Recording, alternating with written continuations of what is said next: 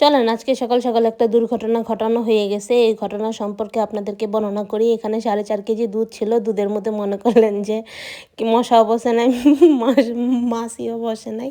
কিন্তু হঠাৎ দুধটা নষ্ট হয়ে গেছে। কালকেই আমার হাসব্যান্ড এই দুধটা নিয়ে আসছিল। আনার পরে বলছে যে দুধটাকে সকালে জাল দিবা, যদি নষ্ট হয়ে যায় তাহলে আবার ফিরে দুধ আনতে পারবো। তার যে কথাটা ছিল সেই কথাটা সকাল সকাল বাস্তবায়ন হয়ে গেছে। এইখানে 4.5 কেজি দুধের ছানা এতটুকু। আমি জানি না মিষ্টি দোকানদাররা কীভাবে কেজি কেজি ছানা আর কি মিষ্টি বানায়। এইখানে 4.5 কেজি দুধের ছানা এতটুকু হয়েছে। এখানে আমি ভিডিও দেখে প্রিপারেশন নিয়ে নিছি। এতগুলি দুধ, এত ভালো দুধ আমি নষ্ট যেহেতু হয়ে গেছে, কিন্তু ছানাটা ফেলে দিব না, ছানাটা দিয়ে কোনো একটা কাজে লাগাবো।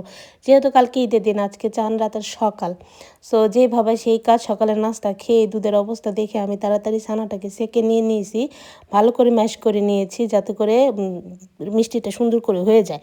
তো এইখানে এই পরিমাণ মিষ্টি হয়েছে, সরি ছানা মিষ্টি আর কি, এগুলি গোল গোল বানিয়ে নিছি যাতে করে মিষ্টিটা না ফেটে যায় বা না ভাঙে।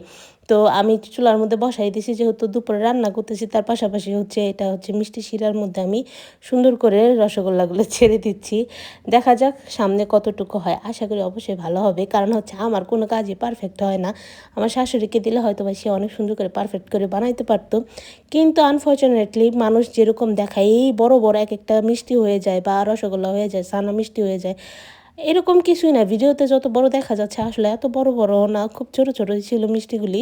বাট মিষ্টিগুলি, ছানাগুলি একদম প্রপার ওয়েতে হয়েছিল এবং খেতেও খুবই মিষ্টি ছিল। অ্যান্ড ছানা ছানা একটা ফ্লেভার ছিল, কোনো ময়দার ফ্লেভার ছিল না। বাজারের মিষ্টি কিন্তু সত্যিই কিন্তু ছানার মিষ্টি না। আজকের এই ভুল ভুল ব্লগটা আপনাদের সাথে শেয়ার করলাম, যদিও আমার হাজব্যান্ড আগে থেকে সে বলে দিয়েছিল যে মিষ্টির দুধটা নষ্ট হয়ে যেতে পারে। তো তার কথা যেহেতু বাস্তবায়ন হয়েছে, তো আমিও বকা খাইনি, আমার শাশুড়িও বকা খায়নি। কালকে শ্যামের জন্য আবার 5.5 কেজি দুধ আনা হয়েছে। এখানে ওই দুধটা আবার জাল দেওয়া হয়েছে। কে জানে আবারও যদি দুধ ফাইটা যায়, কিন্তু সে আগে ভাগে আজকের কিছু